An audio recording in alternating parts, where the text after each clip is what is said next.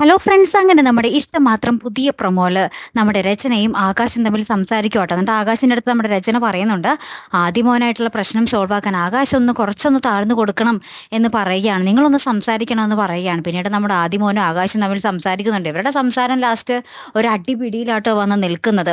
അപ്പൊ അതിനിടയ്ക്കാണ് നമ്മുടെ രചന രണ്ടുപേരും ഇങ്ങനെ ബ്ലോക്ക് ചെയ്തൊക്കെ നിൽക്കുന്നുണ്ട്, രണ്ടുപേരും അങ്ങോട്ട് അടിയിടിയാകാതിരിക്കാൻ വേണ്ടി. അപ്പൊ അങ്ങനെ ഭയങ്കര സംഘർഷാട്ടോ. അപ്പുറത്ത് നമ്മുടെ മഹേഷിന്റെ അടുത്ത് ആ പോലീസുകാരത്തി വരുന്നുണ്ട്. എന്നിട്ട് അവര് നമ്മുടെ ആ കാറിന്റെ ബ്രേക്ക് ഊരിയിട്ട് ആ ഒരാളെ കണ്ടെത്തിയിട്ടാണ് ഈ പോലീസുകാരത്തി നമ്മുടെ മഹേഷിന്റെ അടുക്കൽ വരുന്നത്.